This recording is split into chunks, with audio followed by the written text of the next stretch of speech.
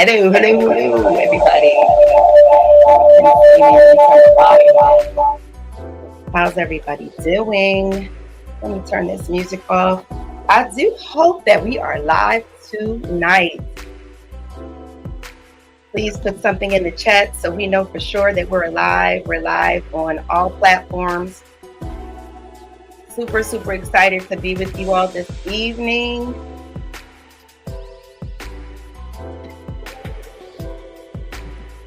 Let me make sure my people are on.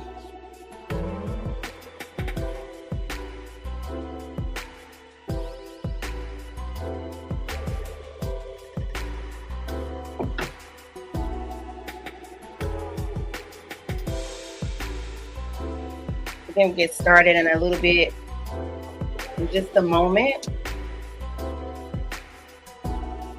We're super excited to be with you tonight.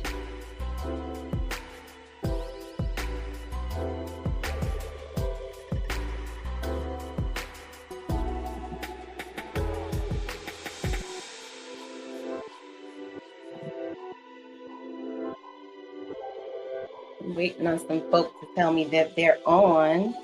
Anybody want to put something in the chat?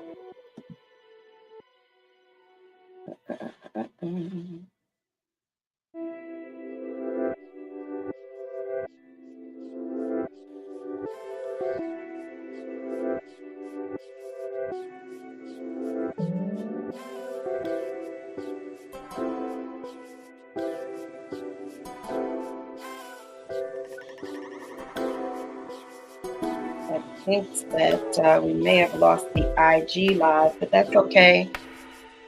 As long as Facebook is on, and let's check YouTube.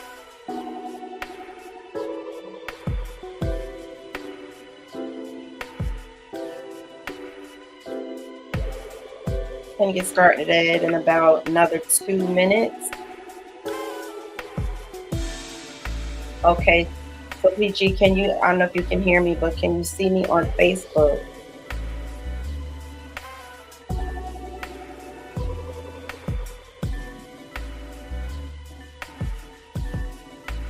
All right, awesome. So I got the word.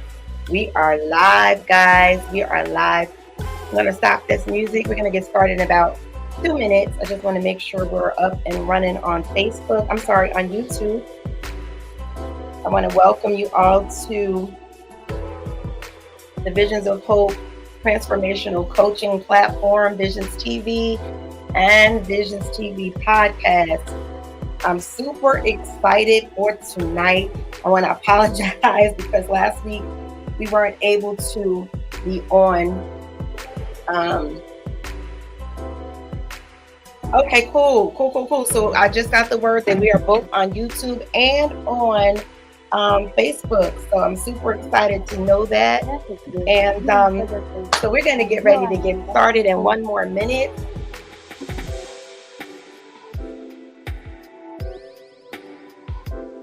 Feel free to put your information in the chat. I'm going to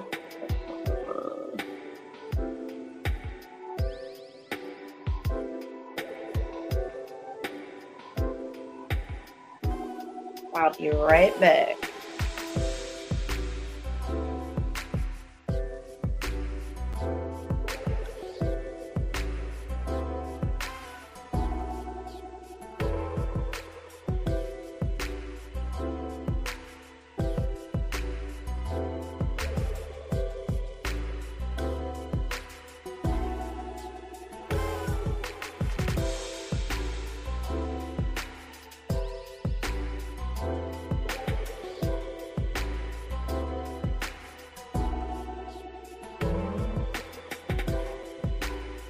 All right, guys, I am back again. Welcome to the Visions of Hope transformational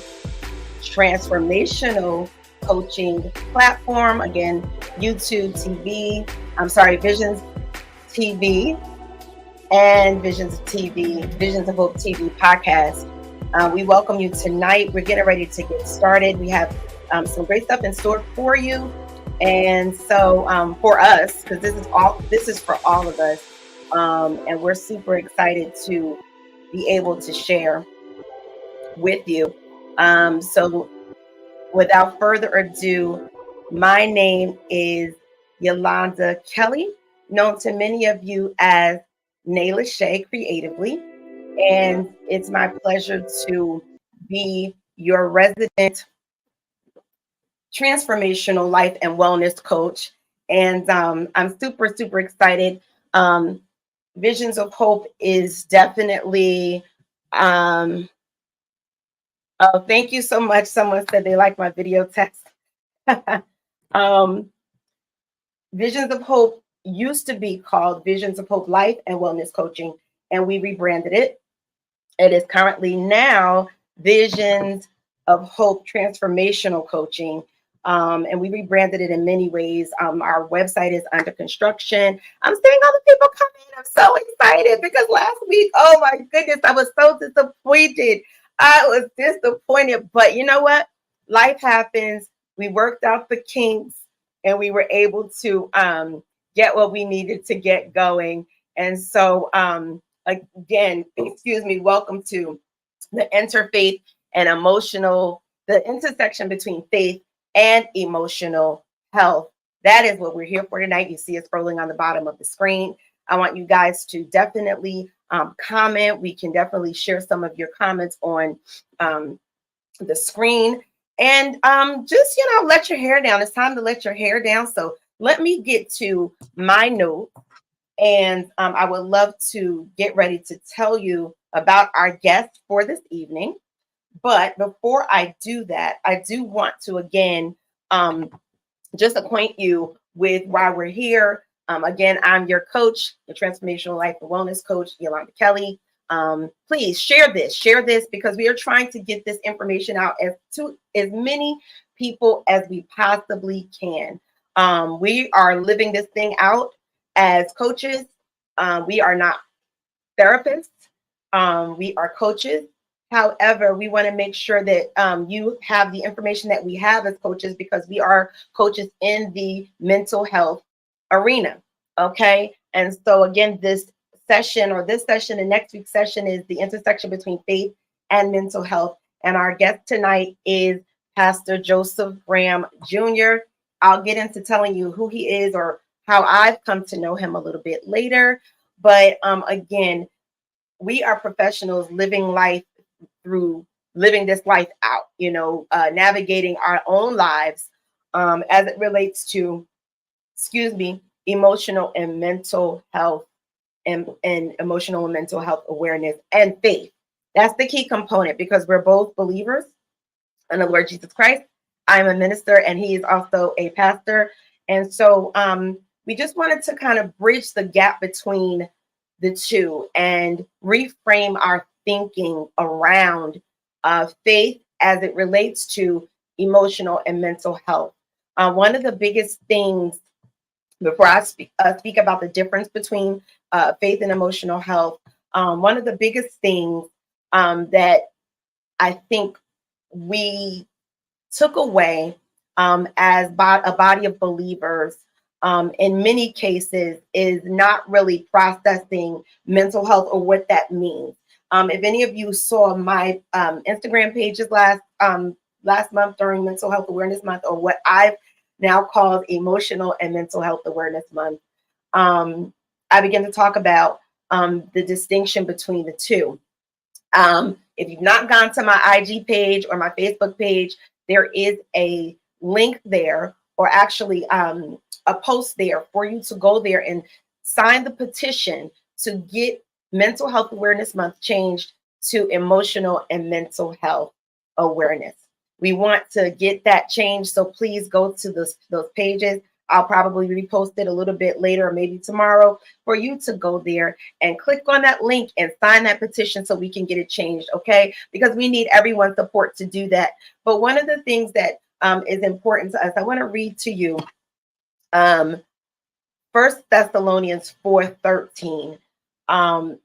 That scripture is very pivotal to what we're going to be talking about tonight.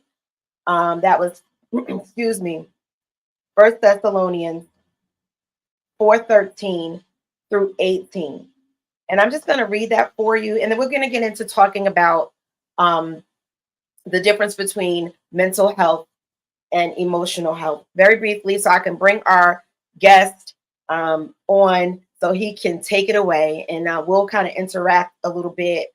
But that was First Thessalonians 4:13 through 18. And let me just read that to you.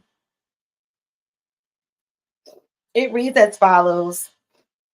And now, dear brothers and sisters, we want you to know what will happen to the believers who have died. So you will not grieve like people who have no hope. Okay. For since we believe that Jesus died and was raised to life again, we also believe that when Jesus returns, God will bring back with him the believers who have died. We tell you this directly from the Lord. We who are still living when the Lord returns will not meet him ahead of those who have died. Okay. And the key component of that scripture, I'm going to keep going. For the Lord himself will come down from heaven. My pastor, Pastor Elaine Merritt, loves this. I sing this song often. We shall behold him. For the Lord himself will come down from heaven with a commanding shout, with the voice of an archangel, and with the trumpet called of God. First, the believers who have died will rise from their graves. Then, together with them, we who are still alive and remain on the earth will be caught up in the clouds to meet the Lord in the air. Then we will be with the Lord forever. So encourage each other with these things. Thank you for allowing me to read that in its entirety. And the reason why we brought that up is because the revelation that I received about that scripture is we take the part of the scripture and we often say, we don't sorrow as those who have no hope. And that is true. That is a true statement. We do not sorrow as those that don't have hope. And a lot of times, maybe not all people, but a lot of times people take that to mean that we don't like jump into the casket and fall out and have a Baptist fit. No disrespect to the Baptist folk, but fall out and in the pew and just act unseemly, if you will. But the revelation that I got is that also means that we are to heal properly. So we may not be falling out in the casket or falling out in the pew, but how are we coping? How are we grieving? Are we grieving? Which leads me to my next well, I'm gonna actually, before PG comes on, I'm gonna, or after he gets on, I'm gonna post my book, Good Grief. I wrote a book last year called Good Grief, and it really spoke to this in volumes. I'm gonna read a quote from the book. And it says, we must realize that if we don't allow ourselves to heal from emotional trauma or stress or emotional injury, which is what I call it, like death, or if those around us don't allow space for it, a healthy healing process in the case of good grief, because if we don't, we will learn how to function in dysfunction with the pain and become desensitized to it. I'm going to read that again. We must realize that if we don't allow ourselves to heal from emotional trauma or stress or emotional injury, like death, or if those around us don't make space for it, then we will not heal from the trauma properly. We have to allow a healthy healing process, in this case, good grief, because if we don't, we will learn how to function in dysfunction with the pain and become desensitized to it. So I just wanted to read that. Maybe between this week and next week, I'll read some more quotes from the book, and I am going to put the book up. But I want to get our guest up, Pastor Joseph Graham.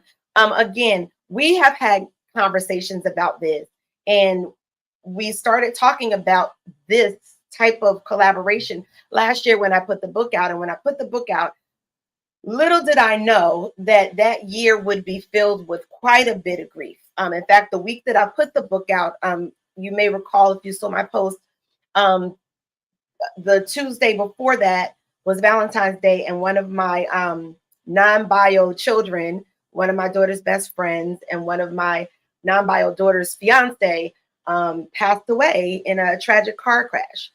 So, the reason I wrote the book Good Grief, it was conceived out of the passing away of my late husband and my transitioning through that process and allowing myself to really, really feel, getting into check with my feelings as well as my mental health, and what that looked like. I realized that we can heal and we are healing. And so that's what we want to get into tonight. I'm going to bring to the stage none other than our guest, Pastor Joseph Graham Jr. I call him PG. He is a dear friend of mine. He's a brother, and I love him dearly.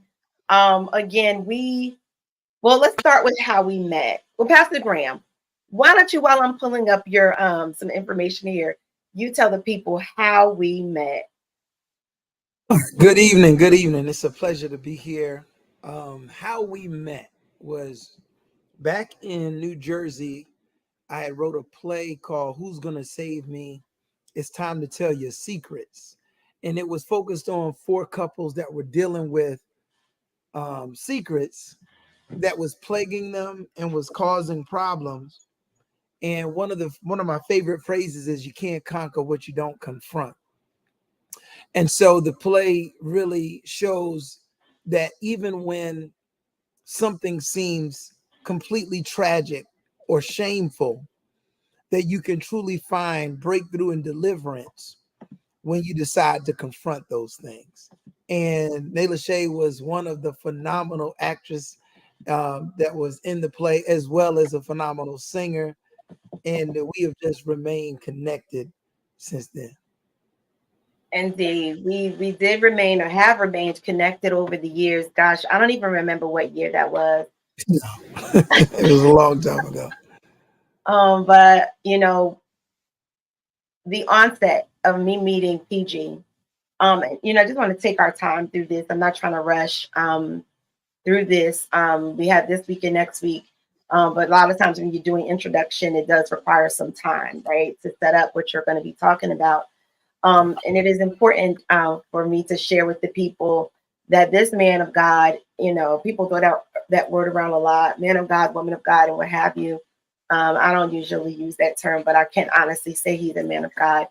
And when I met him on site, we were in a studio session doing the music for the play. If anyone has picked up my first book, Confessions from a Broken Place, Her Story, His Glory, yes, both books are available on Amazon. You can go there right now. Confessions from a Broken Place, Her Story, His Glory is under Nayla Shea, and Good Grief is under my full name, Yolanda Nayla Shea Kelly.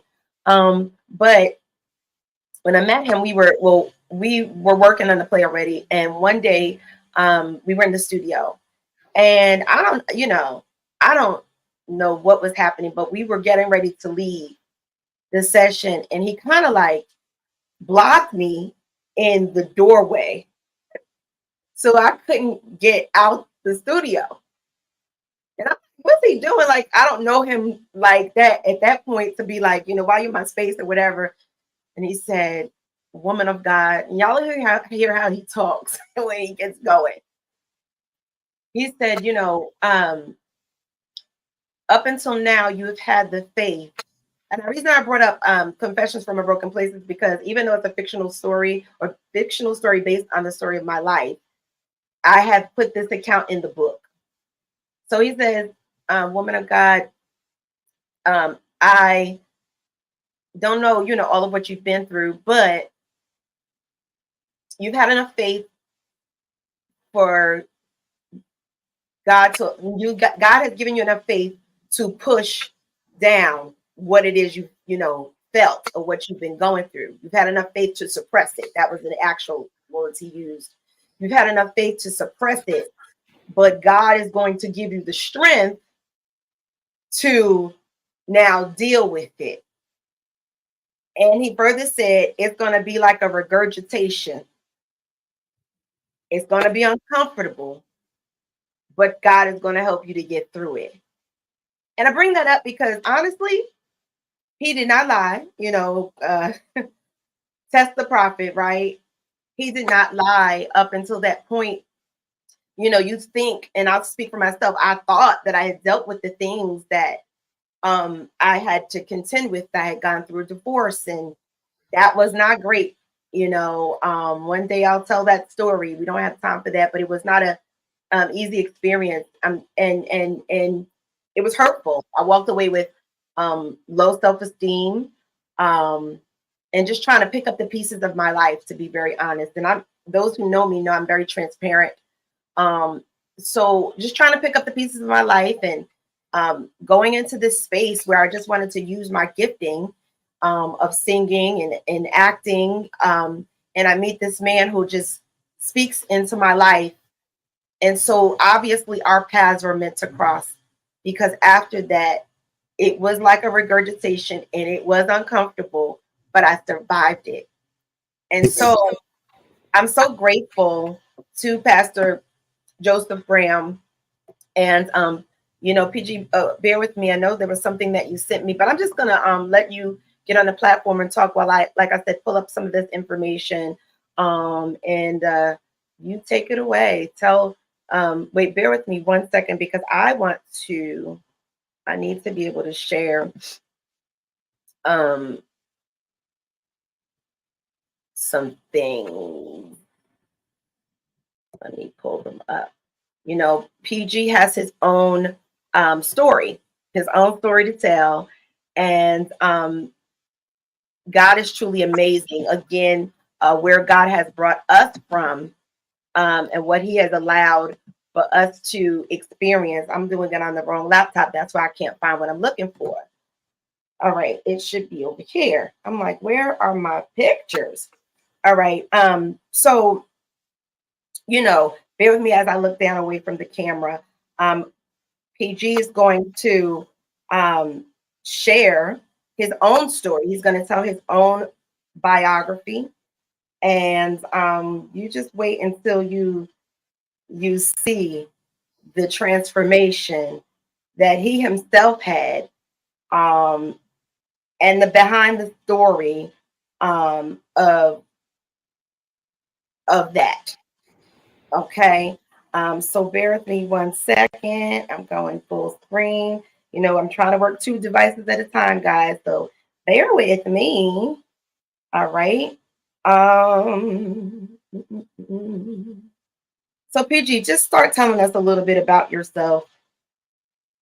Yeah, so I'm the pastor of Road to Damascus Christian Church, a faith and wellness ministry based out of Charlotte. It originally started as Road to Damascus Campus Outreach on the UNC Charlotte campus, and then it grew into a church. I'm also, to bring things full circle, I'm now a professor at UNC Charlotte, and I teach in sociology, health and medicine, religious studies, as well as women and gender studies. One of the courses that I teach is called Masculinity, Faith, and Mental Health, which is connected to my own journey. I'm also the Faith and Wellness Program Coordinator for an organization in Charlotte, or based out of Charlotte, called Living Waters, Inc. And just like my sister Yolanda, I am a coach. I'm what you call a faith, mental health, wellness coach. And so I will be breaking that down tonight. The reason why tonight is so important to me is when we talk about the intersection of faith and emotional and mental health. And when we think about the intersection of anything, it is the crossing paths of ideas. It is the crossing paths of things that may have been commonly understood or believed to be separate, And you don't realize until you arrive at that intersection that these things have a relationship. And for all too long, people in religious spaces have not always effectively dealt with the social and emotional challenges that we have. It is a loaded past, because some of the reasons why we've developed some of these bad practices wasn't because we intended to be to deflect. It wasn't because we intended to sidestep real deliverance. Some of it is because we were in survival mode. We were in fight or flight mode. And the reality is that when we get to a place of maturity, we have to deal with things. Of course, when certain things happen, you have to do what's necessary to survive. But in order for you to be delivered, a thing has to be confronted. And it's since we're talking about the word of God, it was one thing for the people of Israel to come out of Egypt. It was another thing for Egypt to come up out of them. And so a lot of us have gone through trauma, and we've been removed physically from circumstances and situations, but the residue or the seeds that were planted in us are not delivered from out of us. And so it is important for us not to use religion to hide from our trauma. And so as Yolanda is getting the pictures together, I'm going to just share why this means so much to me. And let me just say this. Tonight is not about just another podcast or just a few talking heads giving their opinion on matters. But I sincerely hope that as I share my journey and the things that I walk through, that it inspires others, that folks that may have been ducking and dodging certain things that they need to deal with, that they haven't dealt with, that they will step into a place of bravery, because they can see in my own testimony that there's no place, there's no valley too low, there's no depth of darkness that's so far gone that you can't find the light. And so for me, a part of my story, instead of it beginning before I was a pastor, this part of the story begins with me as a pastor. It begins with me getting awards for helping out students on the college campus. It begins with me being an ordained man of God. It begins with me. You have to go back to the one with glasses. It begins with me becoming an ordained pastor. It begins with me starting campus outreach. And I started with something called the Power Hour. Power Hour was a Bible study that was on the campus. And the motto of it was academic excellence and spiritual leadership. And so the focus of it was, here I am on the campus, and these students, of course, are coming to Bible study, but it needs to be a source of inspiration so they can be successful as a student here. And as time went on, mentoring these students, all kinds of trouble, all kinds of challenges, all kinds of problems. Students were coming and confessing lots of things to me, and a great deal of trust had to be established from them to myself as a mentor and mentee. And I had to be responsible enough to partner with the school, because they had counseling services. And so there were many times there were students who were victims of sexual violence. There were students who came with baggage from where they grew up at. Some came with baggage, and some encountered baggage on the campus that led to support that they needed from me, and support that it required Road to Damascus to partner with the school. We won awards for helping students for preventing suicide on the campus. And so there was a lot of things going on.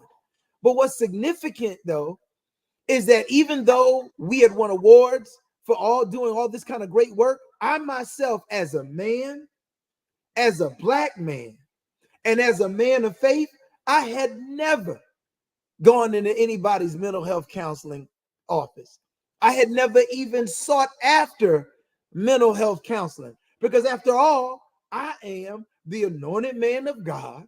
And if I need something, I go to the Lord. I don't have to go to no mental health counselor, even though I had the wisdom to help others to get that support. would not get it for myself for all kinds of reasons. And so therein lies the seed. The Bible says there's safety in a multitude of counsel. And the deeper revelation about that is that in life, you've got counselors who are experts in various different fields. And so just like when you got a problem with your teeth, you go to a dentist. You got problems with your eyes, you go to an eye doctor. You got something going on in your body, you go to a physician. In other words, you go to someone who is skilled and in tune or knowledgeable about the area of need that you have. And so for me, but I didn't do it. And so for me, when tragedy struck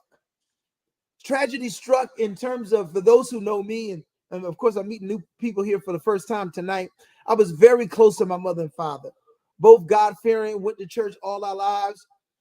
I get a call from my family that my mother has had an issue and had to be rushed to the hospital, to discover that she has 3 months to live because she has pancreatic cancer.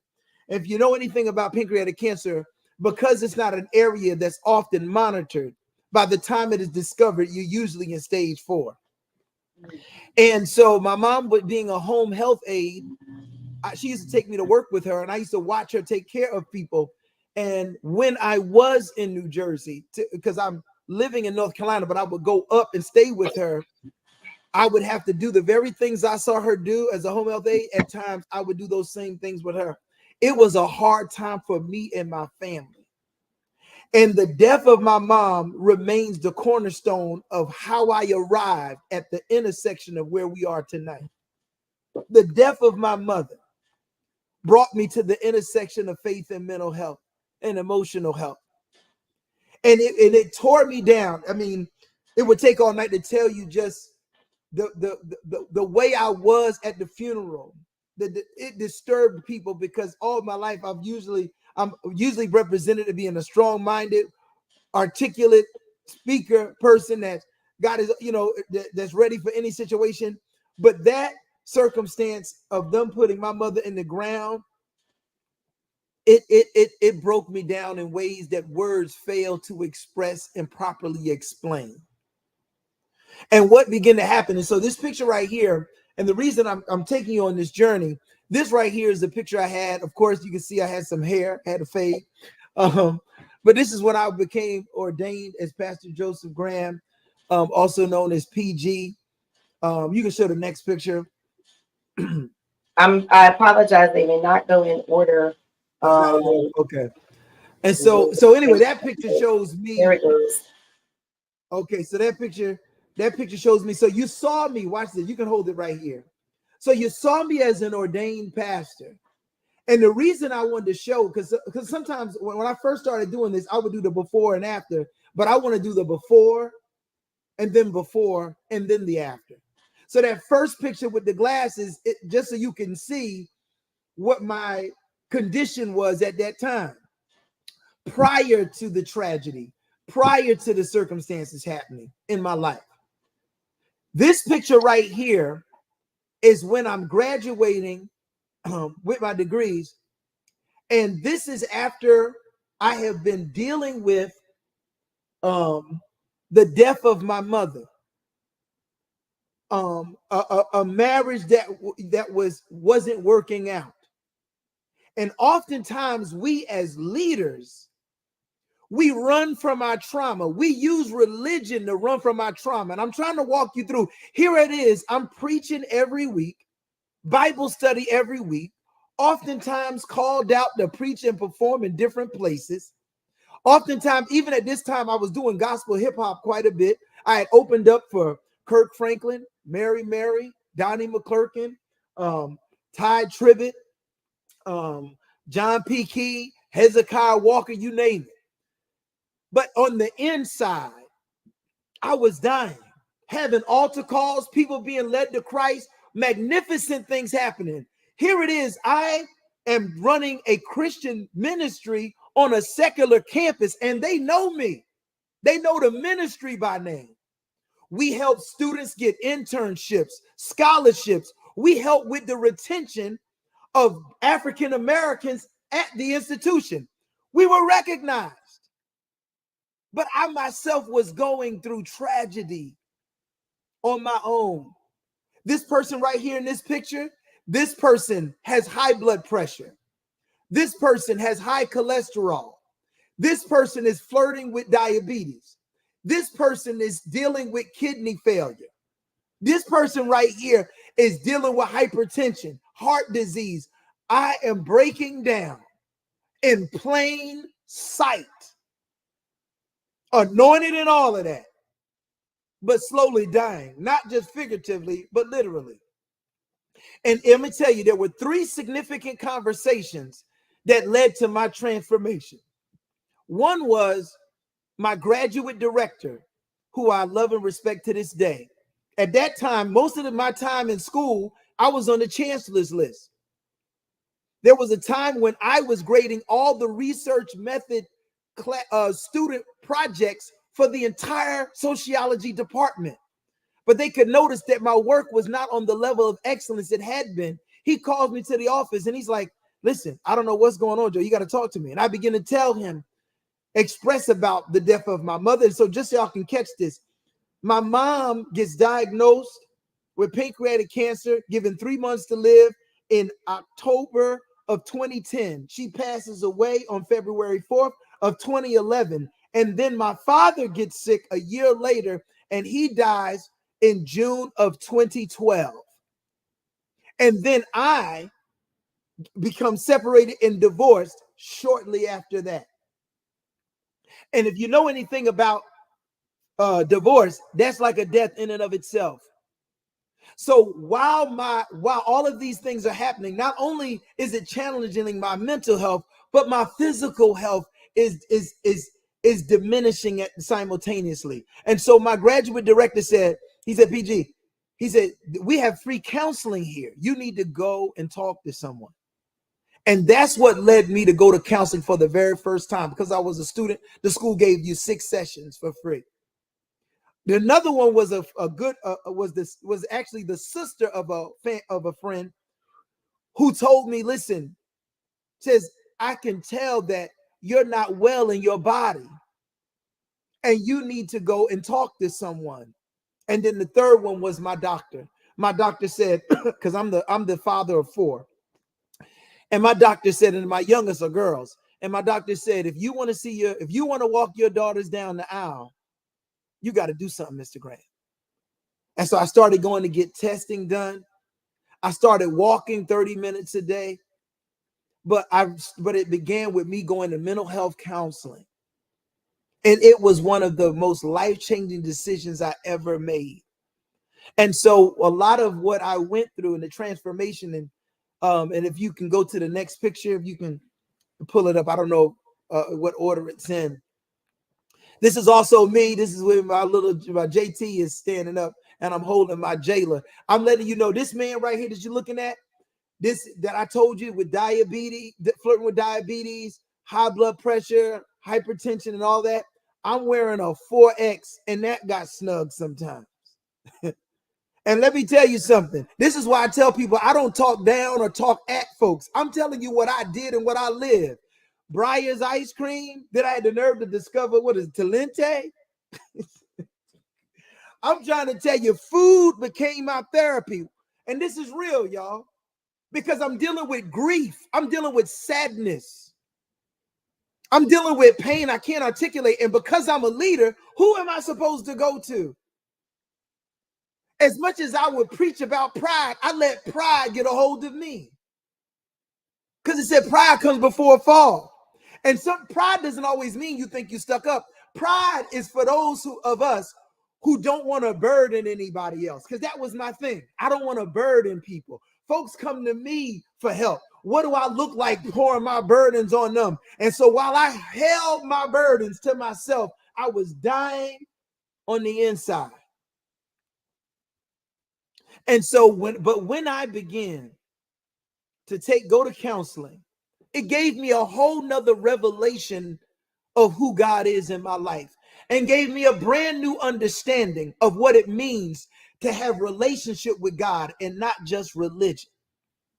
And the things that I believe she put it up there, I captured my transformative journey.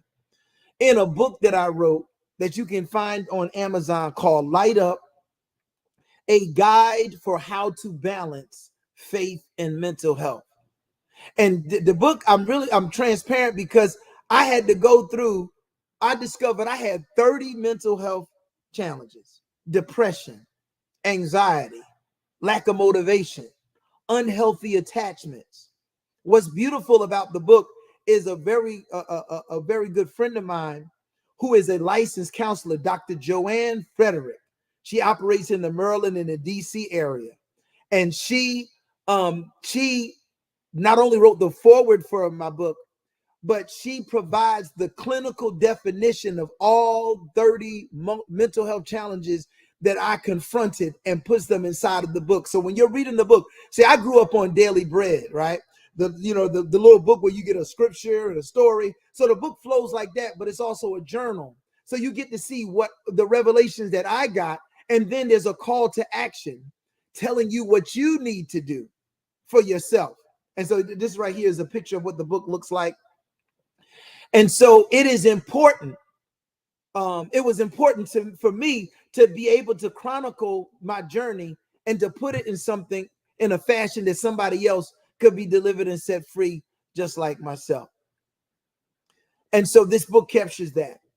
And so little by little, what I found out is that when I began to take my mental health seriously, and I didn't separate my mental health awareness from my walk with God, it illuminated my understanding of just how much God cares about me and just how much power God has placed on the inside of us to confront those things that come to plague us.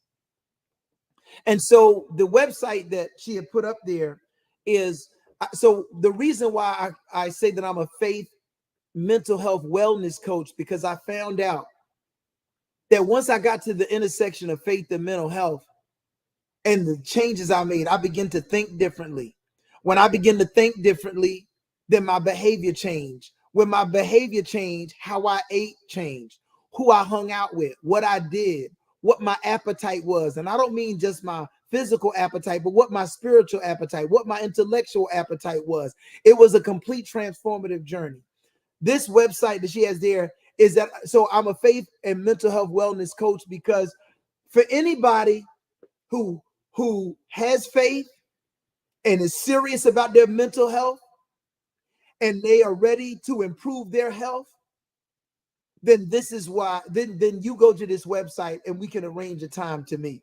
And let me tell you this story. We all remember COVID, right? When it was at its height, because it's not completely gone. My doctor told the nurses, do not refill any prescriptions. And so any high blood pressure prescriptions. So I had to go in to see him. When I go in, the nurse cannot find my pulse. And so she's like, I don't know what's going on. Hopefully the doctor can. Then the doctor comes in. He can't find my blood pressure, not pulse. I'm sorry. He can't find my blood pressure. And so after about 10 minutes, he finally finds it and says, have you been feeling lightheaded at all? And I said, it's funny you should say that, doc. For the last 2 weeks, I have been feeling lightheaded. He says, are you still taking your medicine? I said, well, that's why I'm here, because I ran out. He said, don't take that high blood pressure medication another day. He said, because whatever changes you've made, you no longer need to take high blood pressure medication. He opens up the door, tells the nurses, says, I need y'all to know, by y'all doing exactly what I said, y'all saved this man's life. He said, because when the last time I checked somebody's pressure that was that low, they were on the operating table on their way checking out of here. How you drove here and sitting up here in the office talking to me is a miracle in and of itself. This is a physician talking now. And so, and let me just, I tell that testimony because never before in my family, anybody else I knew, was there ever a man, period, or a black man taking high blood pressure medication that was able to have it removed because of the changes that were made. And so and I'm not promising the exact same things that happened to me, but one thing I can tell you, that if you want someone to walk you through the faith and mental health and emotional health journey to transform your life so you can enjoy the value of your health, then I can definitely do that for you because I lived it. And guess what? Still living it, because each and every day I'm pushing forward to be as healthy as I possibly can. You know what? That stirred me up. I don't know if you want me to share your after pictures right now. Yeah, you can. Okay. So y'all Good saw when I was conversation. became ordained. You saw after such a weight gain, and then I want to show the transformation after arriving at the intersection of faith and mental health, and realizing that when I got there, it was going to improve my overall wellness. It was going to improve all areas of my life. So much so that my doctors, even now, have such a good relationship with my doctors. My doctor would say, "Listen, I need to come see you," and we end up having a Holy Ghost time at the doctor's office. You know, That's so amazing. Thank you for sharing your story with us. Unbelievable. So here's your first after shot. so now that was when I was an ordained. That was the before. Yeah, that was the before. So that was the before. Yeah, that All was the right. So before here we before. go. This looks Here more is like the it. after. Yeah. Right on time for Juneteenth. Right on top of Juneteenth. Yeah, Got my so Juneteenth shirt on. And that's another one. yes. And so the reason I do that is because I'm gonna tell you the to go from a person who the doctors are looking at me, and let me just say this is last part of this testimony. Remember, I went to get this high blood pressure medication during COVID. By the time COVID happened, my transformation had already started and had already begun.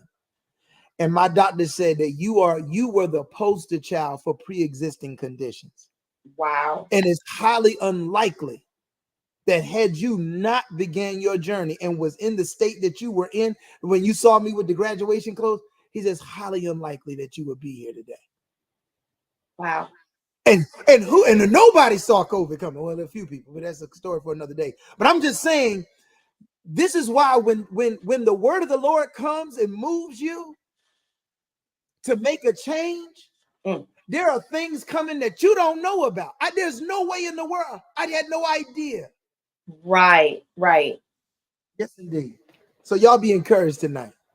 So, I want to, before we go any further, I didn't do this before. I want to go back a bit Yes. and just go into what the difference is and between emotional and mental health, and then bring in the faith. I think you've done a phenomenal job of speaking on the faith component because um, we've done the best we know to do. So, that in the coaching arena, mental health arena, it's like, everyone does the best that they know to do with the information that they have at the time. Yes. And so that's why I wanted to really have this evening to reframe our thinking around how we handle mental health, emotional health. A lot of times um, people feel like uh, mental health does not apply to them. And that's one of the reasons why I want to get the month changed, the name of the month changed, because um, mental health and emotional health are very different. And I think if we add the emotional component, then people will realize we all feel, Yeah. right? We all have emotions. And so they won't exclude themselves from Mhm. the experience of emotional and mental health, or just even if I just said mental health, they'll realize that mental health relates to all of us. Um, and it's sometimes not easy for people to grasp that, because a lot of times people think it only relates to people that are crazy or have function what do you call it, clinical diagnoses and things of that nature. We know that there's differences between types of depression and bipolar and all of those things, but what about just being depressed, non-clinical depression, or just not, what I mean? I think there are people that are depressed. I was talking to somebody the other day, and they were speaking about the symptoms of this person, a loved one. And I just said, you know, it sounds like they could be experiencing depression. Mhm. And so I really want to get into the topic about the difference between the two and the signs that will show you, you know, what emotional health is and mental health. So, bear with, Yes. yeah, I'm gonna leave you on. Go ahead. Go ahead.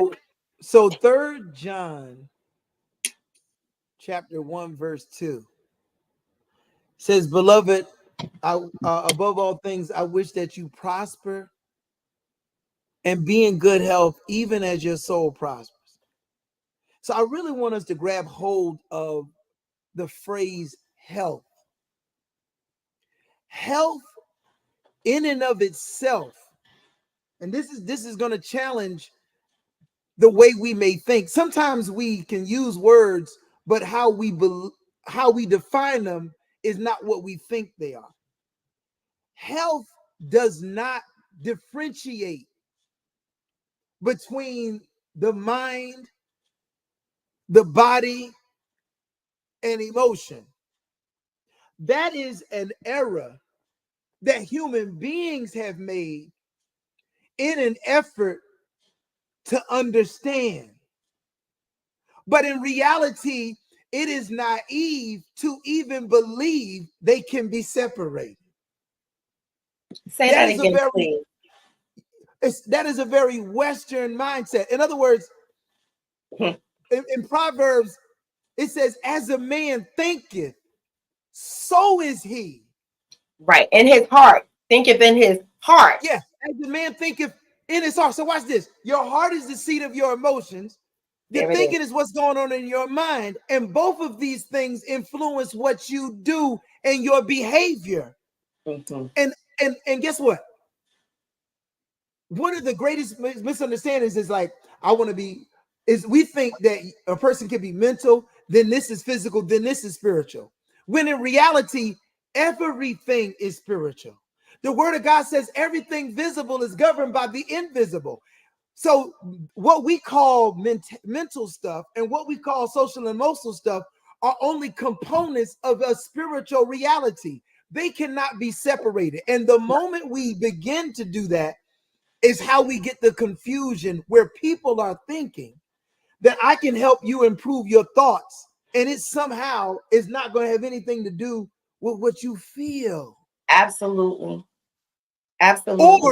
Or the mistake that we make when we neglect what people feel and then try to feed something into their mind. It ain't gonna work.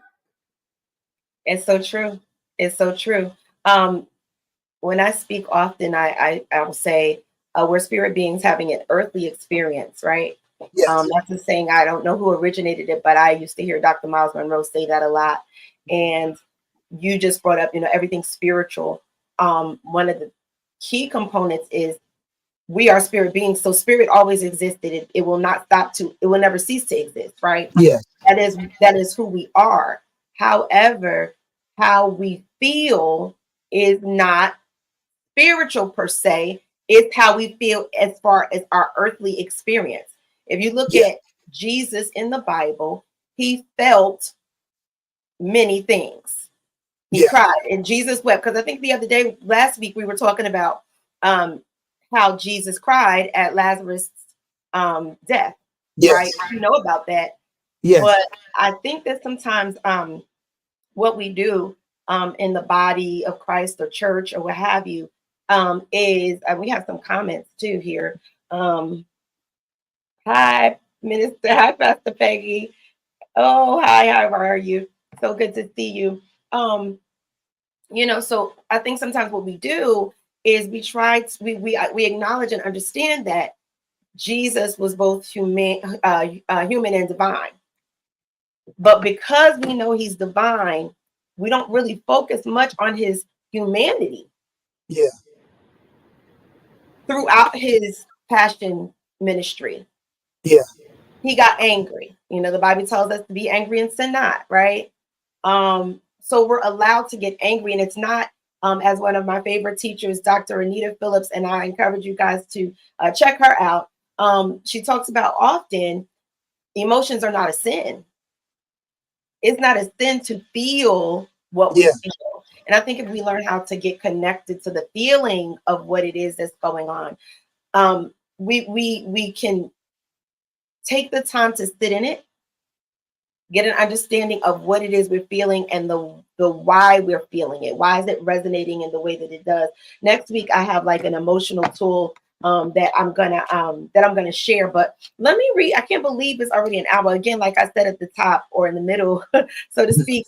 When we're doing this kind of podcast, if you will, or in this more than one person on it, or even if it's just one, it takes time to set up. It takes your introduction Yeah. can be long and lengthy, and I don't want to rush through this. And I know we also talked about possibly extending, and even if we got to extend it, put it on another week, maybe not the next Tuesday after next week, but you know, I really wanted to take time with this because, as I said earlier, we're living through this. So you've shared your experience, right? And I briefly shared my experience a little bit with, why good grief came. But really, really like I allowed myself when my husband passed away to sit with my feelings, however they came. I'm gonna put share what the cover of that book looks like, just so that you guys. I'm gonna put you in the I'll leave you up, Pastor Graham. I'm not gonna Mhm. put you out, but I'm going to share what the cover of the book looks like again. Pastor Graham, your book is available on Amazon, right? As Yeah. well, So they right? go to Amazon and just type in "Light Up" and Joseph Graham Jr. It'll come up. Okay. And so I wanted to share the cover of my book, Good Grief, so that you can see all of the different emotions that are on the cover. At the top of it says your way, your time. And you have a Yes. face on there that's crying. You have a face on there that's like, I'm okay, right? Shock, anger, sad, a face that's using a little bit of profanity. Because let's be real, depending upon what's going on in your life, what type of grief it is, or it doesn't even matter what type of grief it is. You want to sometimes, say what you want to say and, move on. And then, there's a face that's in thought. But you see all of the different possible emotions there. Um, there's no cookie cutter way to grieve. Yeah. No cookie cutter way to experience the experiences that we have in life. And so, again, that's the name of the book, Good Grief. And it's important for us to realize that we get to grieve in the way that we need to grieve. And also for those of us that are loved ones to people who are grieving, or going through something, emotional injury, as I refer to it, to allow space for that. Yeah. Allow people to do it and process. Let me say process, because grief is a process, right? Allow them to process in a way, in a healthy way. That's the key for good grief. Because Yeah. one of the reasons why I wanted to have this is because a lot of us, I think, feel that we're processing or we're healing, and we're not healing in a healthy way. So maybe not tonight, but next week, I'm sure we can get into some conversations about what the response is, the informed, they call it trauma informed response, but people will know it to be fight or flight, fawn or freeze. And if we look within ourselves, we actually will see that we do show up in one of those ways. Yeah. Well, Now, go ahead. one thing that there's these two things I do want to share, and of why people in faith spaces don't address trauma or avoid even the subject matter of mental health, much less mental health awareness or mental health illness. And there's two fundamental things that I talk about in the book in the intro. And the first one is deflection. It's a Deflection, yes. psychological defense mechanism that people put up. And so they want to, when someone brings up the the idea of going to mental health counseling, they want to treat it as though somebody's not operating in faith. Yes. You follow? And that is a way to deflect from what's really going on.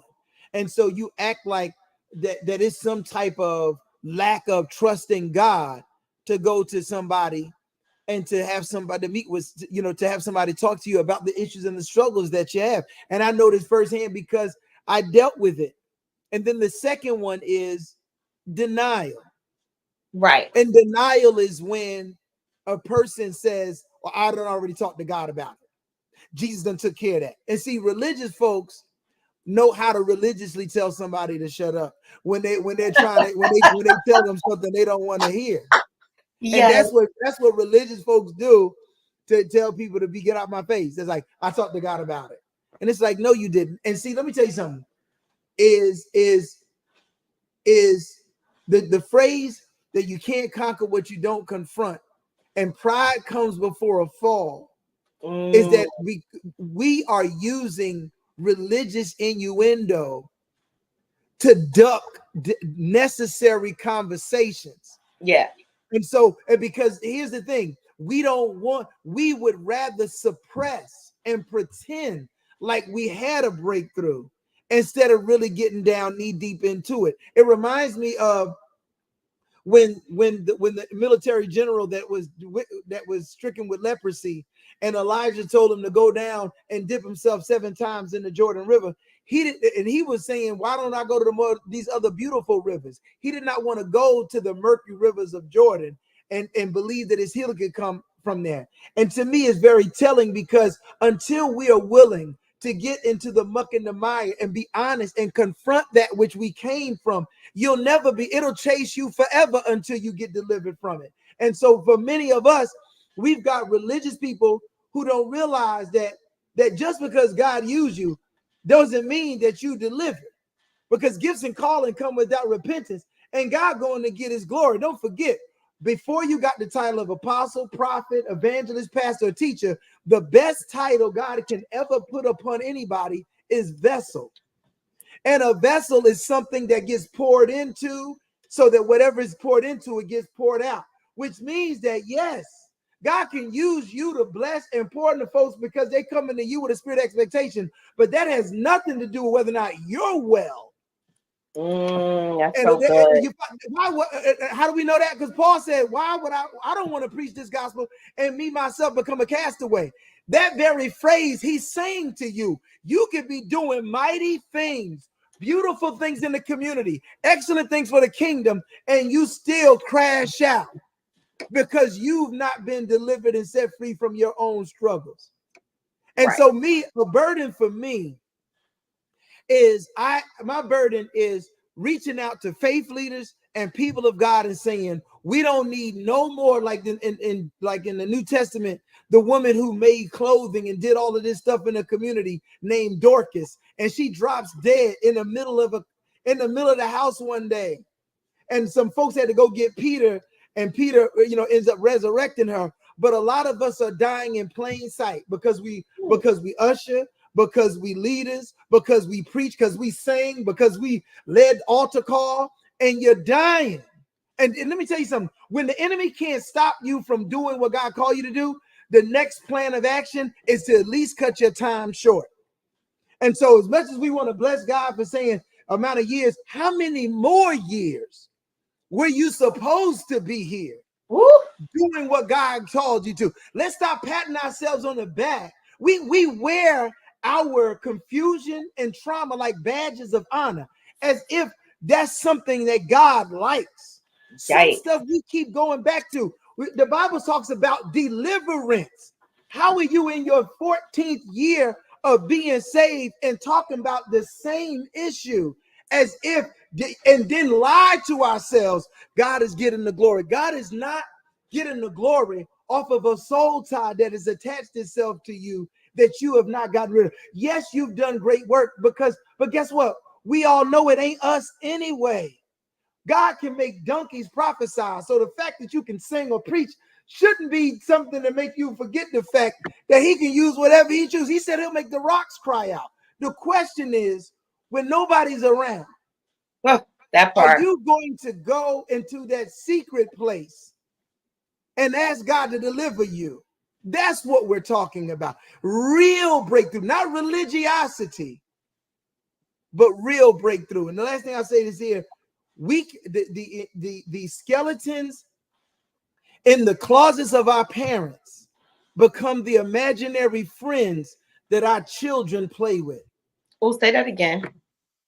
The skeletons in the closets of our parents become the imaginary friends that their children play with, which means Mm, that we as believers get real gifted in thinking that we've hidden our struggles, only for it to show up in our child in a mutated, more advanced form. And we have the nerve to look at the young generation and be like, I don't know what's going on with this generation.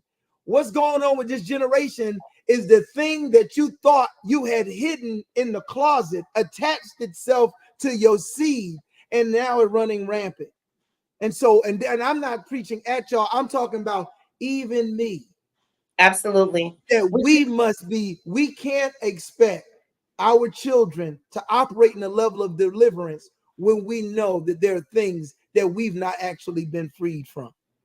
and that's really what this is all about. I'm going to extend the time a little bit more, just because we didn't have last week, and that's so key what you just brought up, because then you start talking about generational patterns. Yes. And one of the things, goodness, I keep saying I'm going to go into, and I am going to share it before we get off, the difference between mental and emotional health.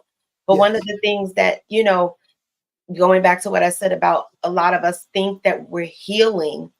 Um, and going back to what you said, you can't conquer what you don't identify. You If can't you don't confront. confront. You can't confront what you don't identify. And so a lot of us are processing. I won't even say grieving, because just processing, whatever. Um, Processing what it is that we experience, what we've gone through. In many cases, based on how our parents did. It was a learned behavior. We saw it in the home.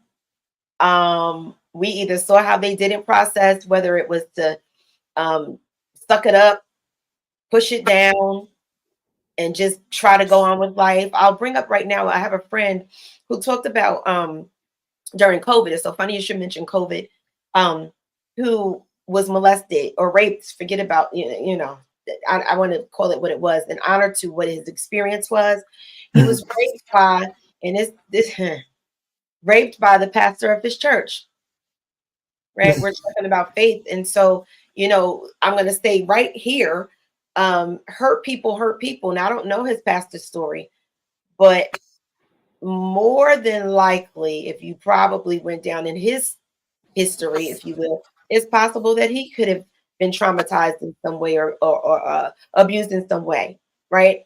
So my friend was raped at 13 by the pastor of the church, unfortunately. And please, when I say that, for those who are non-believers, that is not exemplary of what a pastor should represent in the church. Because I know that there are a lot of people who are like, well, that's why I don't want to go to church.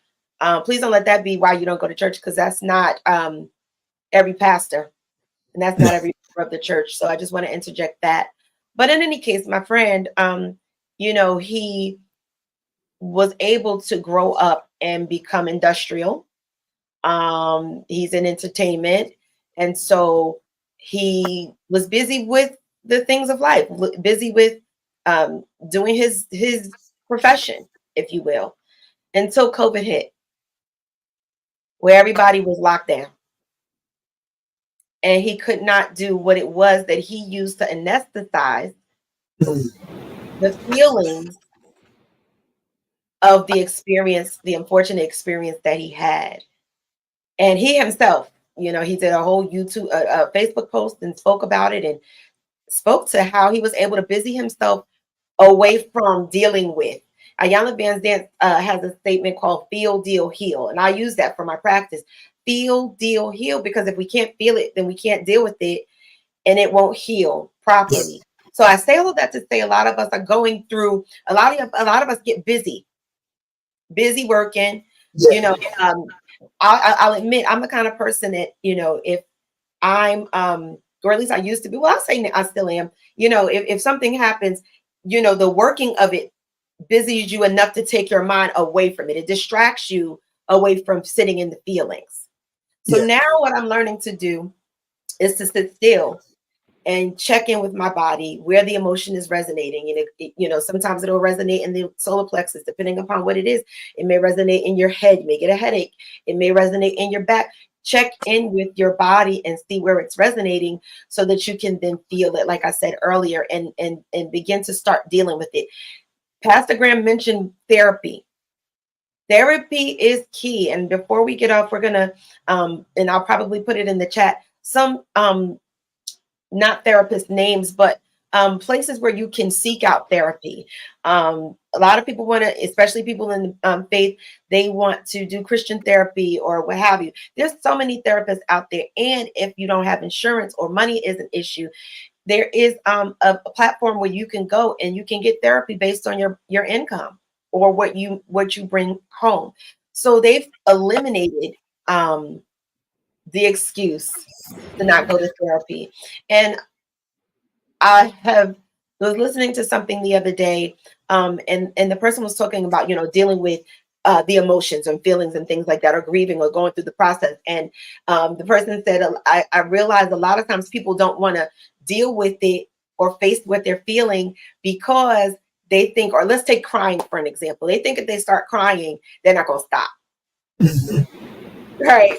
So the reality is that's not true. You No. know, you will be okay. And it's okay to not be okay. We've heard that thrown around, right? But it really is okay not to be okay. A lot of times we try to rush ourselves past what it is we're feeling so we can get past the discomfort of it Exactly. rather than sitting in it, right? You mentioned something in our preparation time last week, blind spots. And I wanted you to speak to that. Oh yeah. So blind spots are not created by what we don't know. Because usually people, that's how we view a blind spot. Man, um it's something I don't see. Blind spots are not created by what we don't see. Because that's normally what we think of when we say blind spot. But blind spots, they're not created by what we don't see. They are created by us, by our overconfidence in what we think we know. Blind spots are not made by what we don't see. They are created by our overconfidence in what we think we know. It is our certainty about things that we think we know that causes us to miss that which we don't even see or don't recognize. And I'll give you an example. You can, and this oftentimes happens for the best reasons. You can have a parent who wants the best for their child, and they say, you're going to go to school and you're going to study XYZ. This just, they choose the field for them in the whole 9 yards. And they say, you're going to be a doctor. But the child has a natural inclination for nature. And they're like, you ain't going to do that. And the child seems to have a photographic memory when it comes to not just animals and insects, but what their use is, this, that, and the third. But the parent is like, that ain't gonna get you no money. You need to do this. It's all for the right reasons. But because of that parent probably grew up, didn't go to college or whatever, and their fear of poverty or fear of their child not being prepared for life, they're not hearing nothing this child is talking about. Because in their mind, doctor equals you're going to make enough money to live good. I'm not entertaining nothing else. And with that mentality, they miss that this child is a genius. And they're going to, the very thing that you're thinking, hoping they would do as a physician, they'll be able to do as a scientist. But they'll miss it because it's a blind spot. That's just an example I'm making up. Oftentimes, us not willing to be open to new information. this is something I've been saying for years. People, even in faith-based spaces, we no longer look for revelation. We just look for confirmation. See, revelation is when something you did not see, you did not know, is revealed. That's why it's a revelation. It's revealed. But we have gotten in such a narcissistic, self-serving mentality in the world that we live in that we're not looking for revelation. All we want is somebody to confirm what we done already decided to believe, what we done already decided to do. And if somebody says something contrary, then they miss God, and it ain't this, that, and the third. And that's what stunts growth, because no one is willing to entertain the idea that there is something you don't yet understand. There's something you yet don't comprehend. And the reason why that's such an oxymoron to say you follow God but think like that is because the very foundation of being the disciple is recognizing there's a level of discipline you don't have and that you need, which means that you got to be trained. And we should always be forever seeking in wisdom from God. And Absolutely. so because of that, a lot of times it is that poor thinking that has us blocking our understanding of mental health and the intersection of faith. And you were saying about emotional health. I just want to say this. We first got to feel it, but then we got to recognize, what do you do next? Right. See, the word of God is important, because there's no scenario you agree that God does not provide some level of guidance and direction for. Absolutely. You said to yourself that, like watch this, that we got to be restored. We get busy. COVID was so shocking to the world because people could not run from themselves by keeping busy. But guess what? The word of God said, he leadeth me beside the still waters, and then he restores my soul. There is no restoration without stillness. Absolutely. Absolutely. It's so important. It's so interesting that you're saying that. I think COVID exposed a lot of the stuff that we weren't dealing with. Yes. People were forced to be home together. So you have marriages that were falling apart or didn't survive COVID because there was unresolved stuff. You have, situations where people are like, like you said earlier, I'm not doing therapy. I don't believe in that. Right. Or that I don't need it. And one of the things that I want to clarify about therapy is, a lot of times people are like, I don't need therapy. I already know what's going on with me. But therapy will also help you unpack what it is. And that's a word that we've heard much of. Many of us have heard in this type of arena. Unpack, or I refer to it as an onion peel. It's layers. Yes. There's layers to all of this. There's layers to the processing. And so therapy helps you experience that or go through that with someone that will partner with you, or even coaching. Well, I say therapy because depending upon what it is, and coaching too, I will say coaching, but coaching is a little different than, and that coaching is to help you get from the present to the future. That's the goal ultimately. But sometimes in therapy, especially transformational therapy, it is about going back a little bit and just picking up the pieces or identifying, as you said, where this is coming from, because there's a cause and effect to everything. So the way I show up in the world often has to do with the way I did process some of the things that I went through. I don't even have time to talk about, childhood trauma, and that's a new conversation, if you will, in mental health that we're hearing a lot about. But I used to say to people all the time, I believe everyone has had some form of childhood trauma. Now, again, then we need to think about what trauma is, right? And get clear on that. But something happened to shift. That's what trauma is. It means a shifting in your experience, a shifting in your emotions, a shifting in your mind about something that happened that changed or changed you. Mm-hmm. And so when you think about that, trauma you can definitely look back at people's childhood and see, okay, this happened and this is why they're the way they are now as adults. You know what I mean? Yeah. So it is very important. We're getting ready to wrap up. I hate to like let this go because it's so much Yes. we're talking about, right? But I want to read this, and super, super excited. I don't know who has to work tomorrow for Juneteenth. But for those of us that are off, hang in, and thank you to all of you that are on this live right now. Again, we are on live on YouTube, and we are live on Facebook. We didn't get to go live on IG when we refreshed our system. It refreshed the stream key for IG, and that probably is like, to some people, like, what is she talking about?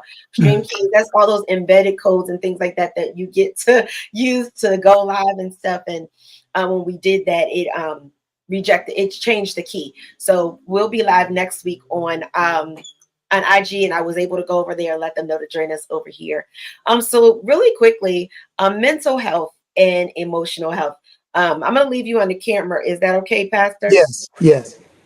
Okay. And so we just want to give a contrast and connection between the two. Mental and emotional health are pivotal aspects of overall well-being. I'm just going to read it as I have it down in my notes. Okay. So we can really make it plain. I don't want to leave anything out. So mental and emotional health are pivotal aspects of overall well-being, each playing a critical role in how individuals navigate life challenges. Okay? Mental health encompasses one's psychological, that's the mind, right? Emotional and social well-being, okay? Influencing cognition, perception, and behavior. Mental health encompasses one's psychological, emotional, and social well-being, influencing cognition, perception, and behavior. It determines how one handles stress, relates to others, and makes choices. Mhm. That's mental health.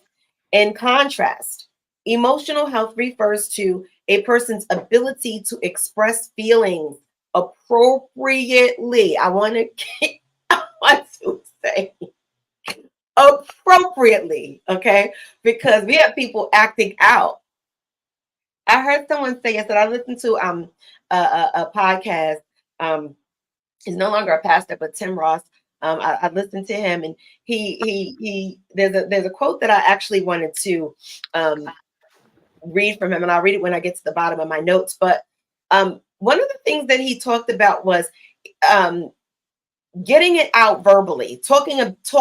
That's why community is so important. We'll get to talking about community next week. That is a chapter, a specific, a sole chapter in my book, a standalone chapter in my book that speaks about community and talking to people. You're having your therapist and getting your emotions out of your body, and the different ways that you can do that. And one of the ways he talked about is speaking. He said, what you don't, because he was speaking about his personal challenge of being abused as a young kid at 8 years old.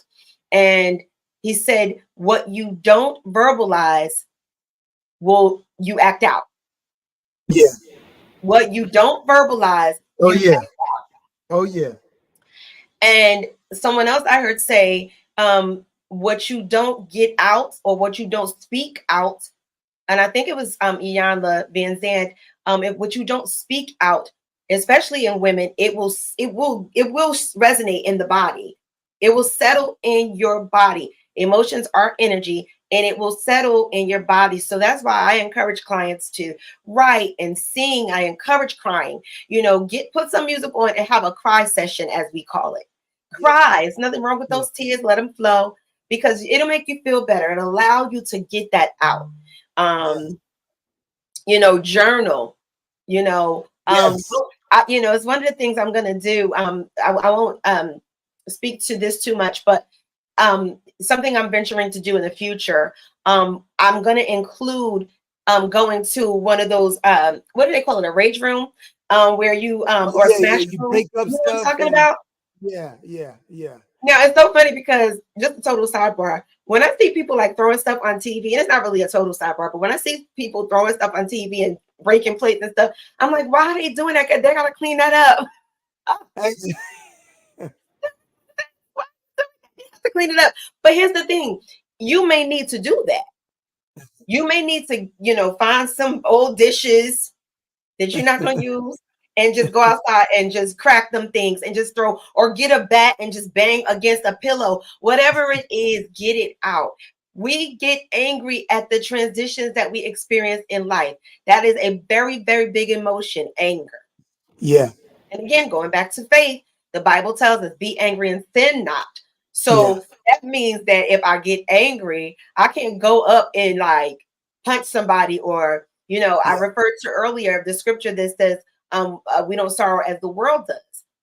I wanted to speak back to that about what we do, because a lot of people, when we experience what this says as life's challenges, and I'll refer to that because it's not always a process of grief, but life's challenges or emotional injury or whatever, an emotional transition because of something that has occurred. A lot of times we anesthetized by drugs. There's a lot of people in the church that, they smoke the weed, or, doing whatever, drinking alcohol. Now the Bible does say, be not drunk with wine. So that's your, if that's your conviction that you don't drink, fine. But people are, they are numbing the pain with alcohol. Well, I want to bring up, like, so alcohol, smoke, like those are things that, whether people do them or not, they're basically understood in society that they can be detrimental. But in Absolutely. faith-based spaces, what doesn't get enough attention is people trying to utilize religious innuendo and church rhetoric to justify inappropriate activity. Absolutely. And that we won't go into that tonight, but just I as a pastor, I've been in places to have to help nurse people's back to health because of things that faith leaders did, that they so-called tried to say it was anointed and it was God, when really it was bondage. And you're dealing with somebody who's not delivered, exercising a level of abuse upon someone else. And that is the other reason why these things are necessary. Yes. Not just so much just for all the parishioners, but also so we can stop faith leaders from showing up and bleeding all over the people with stuff that they need to get delivered from. Right. And again, it goes back to, this is why we're having this, because you do what you do. A lot of the faith leaders that came up behind us, they did what was done to them. Yeah. So that's why we're having this conversation, Right. so that we That's can right. frame going forward. You reference this new generation, and we can relate to this generation. We just have to know that it's not necessarily going to be in the way that our parents related to us, or our pastors, related to us, but in a different way. And that means allowing space to be vulnerable, allowing space to express themselves, and allow for the transformation and the transition to occur in a healthy way. And a lot of times, I think, faith leaders, and because there's not enough education around it, we become enablers to, not we, what they, the preachers or pastors or faith leaders, or however you want to put it, become enablers to poor behavior, like anesthetizing with drugs and sex, and being it don't even have to be promiscuous. You mentioned earlier, from your own perspective in your own story, having inappropriate connections. I can attest to that. Inappropriate connections, but not even knowing the why of it. And having to go into my life and look at through a healing journey and see, okay, that's where this came from. Looking within. And I think that's challenging when you're dealing with this type of work, because it is work, guys. It's work. Dealing with this type of work, it means looking inward. Yes, something externally definitely happened, but the healing begins on the inside of you. And so that's what we're speaking about. So let's get through these definitions, and then we're going to close. I'm going to share some other information about Pastor Graham. And what I'm going to do right now, Pastor PG, I'm going to put your your Cash App and information up on the screen. Again, the name of his book is Light Up: A Guide to Balance, Faith, and Mental Health. And you can go to Amazon and you can get that. And Yes.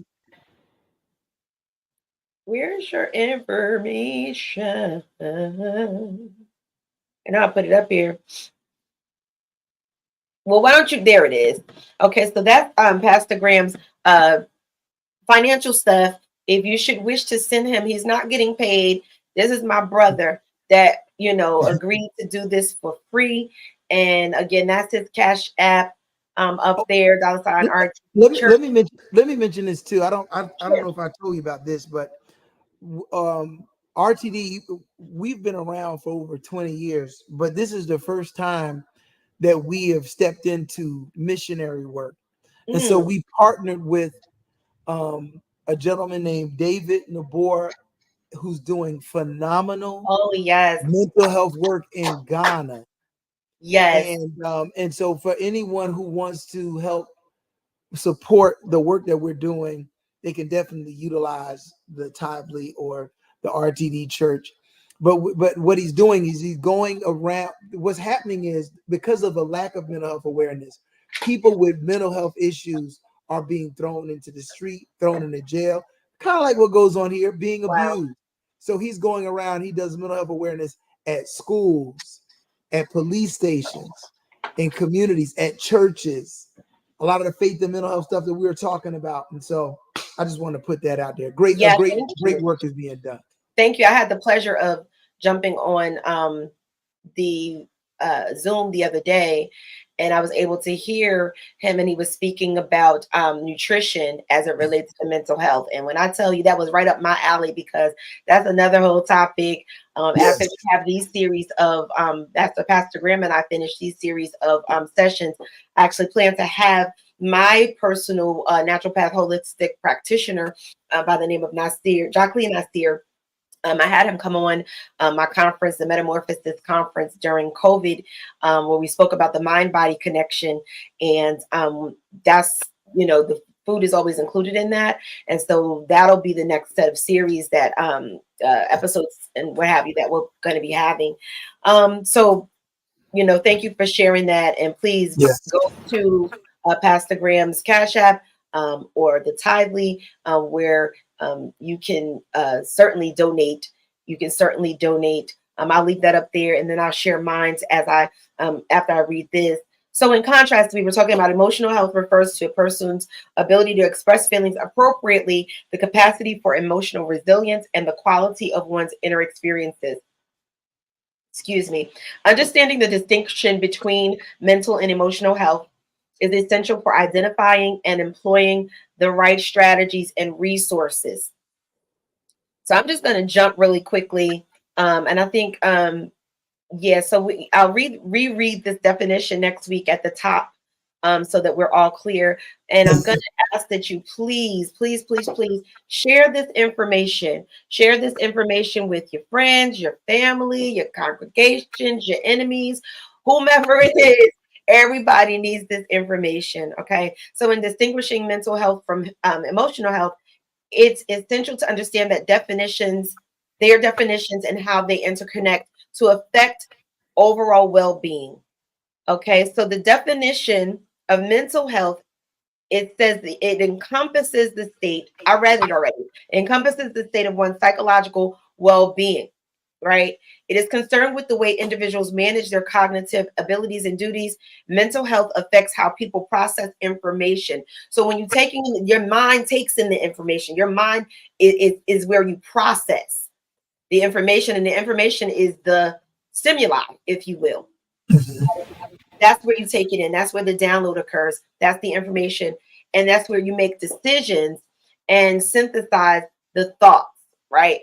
But one of the things that is key that we're also learning is that, that's where you get the information, but immediately you begin to feel as a man thinketh in his heart, so is he. So immediately you get the thought, you get the stimuli, and you begin to feel it, whatever it is, whether it's anger. It's that thing that wants to make you punch something when you get mad, or that thing that makes you want to go off and cuss somebody when you get mad. And people want to use, I'm not even gonna get into that. I was gonna use the example of was it Peter? Yeah. Use that as an excuse to, fight folk. And we're not, all we got to do is really like be still and really process what's really going on. What was really the going on? thing that activated you? What was the trick? We'll talk about triggers and activations, because it's two very different things. Everything is not a trigger. Yeah. Everything's not a trigger. So I ain't even gonna get into that this week. Sometimes we can be activated by certain things that happen.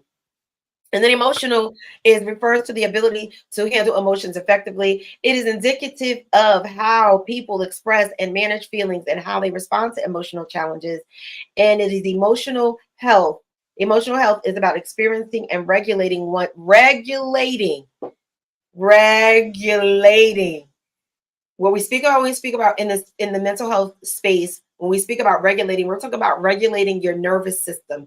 And so next week, we're going to get into, again, your nervous system and what's really responding in the moment. And a lot of times we don't have that information. We just kind of like, we don't know. We know we feel something, but we don't understand what it is we're feeling. We don't understand where it's coming from. So hopefully we can give some information around that. But it's about regulating. And when we say regulating, we mean regulating your nervous system and regulating one's emotional reactions to it. Okay. And so I hope that we've provided some good information tonight. I'll read the rest of the definition tomorrow, I wish. Yeah. Next week, but and we'll speak about overall well-being. But I do want to read this quote, some of the things that we want to pay attention to, because next week is a long time, right? So some of the things, the way that emotions come up is by way of stress and anxiety, restlessness, fatigue, difficulty concentrating. And sometimes we go through that and we just think, oh, I'm just tired today, or I just can't sleep. And we're not connecting the dots as to why that is. And so, again, people experience depression, and depression can show up as sadness, loss of interest, lack of sleep. I'll tell you now, when you go and you sign up with a mental health therapist, the questions that they're going to ask you, and even some of our doctors, they ask you, are you having a hard time eating? Are you having a hard time sleeping? Are you having a hard time staying awake? Have you lost interest in, daily activities or being social with your friends? That's their way of assessing whether you have depression. Yeah. And it's okay. It's okay. Mood swings and anger and so on and so on and so on. And so, withdrawal is really a big one. People isolating. And we can get to talking about that some more next week. But this is what I want to leave us with. Well, you may have some closing comments, but I want to, my final point before, kicking it back to Pastor Graham. I heard someone say it this way: I made a deal with my grief, and let's just insert, I made a deal with my emotions and how I felt about it, or I made a deal with my processing, that whenever it shows up, that I would acknowledge it. I made a deal with my grief, or whatever my feelings are about around whatever has happened, that whenever it shows up, that I would acknowledge it. And that simply just means going and getting again a check-in with yourself. And so, as Pastor Graham, mentioned, I think he said all of this. He's a professor of the University of North Carolina at Charlotte, pastor of Road to Damascus Christian Church of Faith and Wellness Ministry. And he is a faith and wellness program coordinator for Living Waters Incorporated. And he is a faith, mental health, wellness coach. And it's truly been a pleasure. I'm going to put his information back up on the screen. And for those of you that that will catch this in rebroadcast, if you will, because we are live, but catch this after we go off. please definitely share this with someone. Make sure that they get the information. Again, Pastor Graham has been a pleasure to, share with him. And you guys, we get to talking about stuff and we just like, we go. Like he blows my mind sometimes with the thing he said from off rip from the time that I met him, like I said earlier. And so again, you can go to his website at www.equityoneverything.com. That's www.equityoneverything.com. You can find him on IG at Joseph Graham Jr. That's at Joseph Graham Jr. Also, you can find him on IG at RTD Church FW. Again, that's RTD Church FW. You can find him on YouTube at YouTube /at RTD Church FW. All right. Yes, And indeed. so, Pastor Graham, let me just, I got to put my information up there too so that people can see it. Praise the Lord. Mhm. Yes. Okay, so you can connect with me at my website is, or Visions of Hope website is with www.vohc.life. It is currently under construction, so when you do go there, you will get a page that indicates that, but we'll have that up and ready for you soon. That's again www.vohc.life. My IG handles are at Visions of Hope. Again, that's at Visions of Hope, and you can go to at only one Nayla Shea. That's the number one, only one Nayla Shea. And you can find us on YouTube at youtube.com /at Visions TV, the number 7. At Visions TV, the number 7. You can also send us emails. I'll give you the email, Visions of Hope Coaching, Visions of Hope. I'm so sorry, VOH Coaching at gmail.com. That's VOH Coaching. And Pastor, would you share your email with us, please? The email is rtdchurchfw@gmail.com. I'm sorry, your voice cut out a little bit there. It's rtdchurchfw@gmail.com. And I just wanted to also let it be known that every Sunday at 11 on the YouTube channel, the Sunday service goes live at the YouTube Road to Damascus Christian Church or RTD Church FW YouTube channel every Sunday at 11 o'clock a.m. Awesomeness. Please, please, please check out Pastor Joseph Graham on his YouTube channel. And you can check him out on Sundays. And of course, since it's going to be on YouTube, you can check it out if after your services. I've put my information up on the screen as well. You see my Venmo information at Nayla Shea, and the Cash App is $Nayla Shea. And then my Zelle is the same as my email address, naylashay@gmail.com. And so, everybody, it has truly been a pleasure. Pastor, did you want to give any closing remarks to set the people up? Not so much set them up for next week, but just give them something to think about over the next week. Yes. What's beautiful about being able to conquer what you confront is, like Nayla Shea said, you allow yourself to feel it. You can't get delivered from something that you won't identify. But what's important is what happens next. After you've identified it, it is important to realize that the reason why the word says, as a man thinketh in his heart, so is he, is because how long something from your past is going to affect you is 100% up to you. And the moment you choose and decide that it will no longer have that hold on me, then it'll be over. And the reason I say that is because sometimes out of good reason and for good intentions, we have allowed our past to become enablers and crutches, when reality, it was a moment in time, but its placement in your future is totally up to you. And if you decide that your past will not go past your present, then your future will be what you make it and not what happened to you. So I'll leave you with that. Thank you so much, Pastor. I want to put up on the screen here, guys, some tools for you to never, in the coaching space. I never like to leave people without information in terms of resources, and so I'm putting up on the screen some resources. In fact, let me put it up. Let me see if I can put it up a little bit bigger. Resources for you to be able to go to. You have BetterHelp.com. And if you've ever watched YouTube, a lot of times those commercials Yeah. show up. BetterHelp.com. That Yep. is the site that you can go to, and they will base your amount that you pay on your income. So if you don't have an income, they actually give you funding, financial aid. They're basically providing no excuse.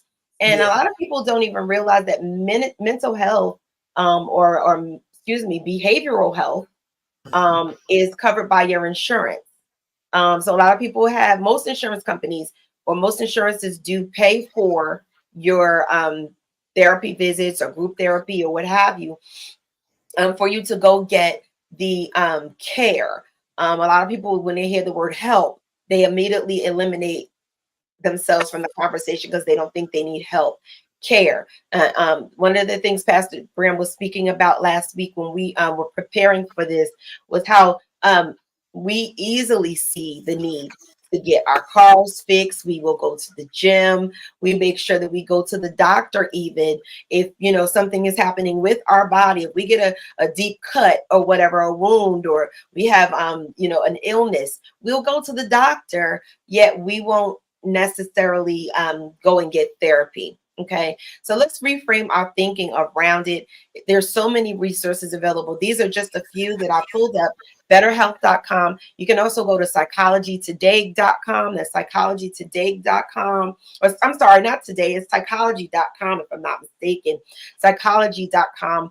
And when you go there, they have a slew of psychologists that you can see. Some people don't want to go to a psychiatrist, so you can see psychologists and therapists. And then I purposely put up therapy for Black girls on there because not to say that our Caucasian brothers and sisters don't need the information, but guess what? They're the ones that really, really go to therapy.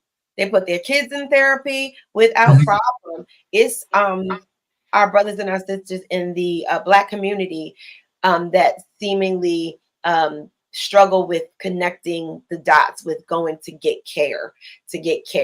Take care of yourself. Take care of your emotions. Take care of your mind. And we're going to sign off this way, the way I signed off all of my posts.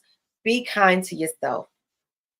Be gracious with yourself, or have grace with yourself. Love yourself. And remember that you are enough just as you are. Please care for yourself, love somebody else, and make sure that you share this with someone so that they can also get the care that they need. Thank you again, Pastor Grant, for joining us tonight.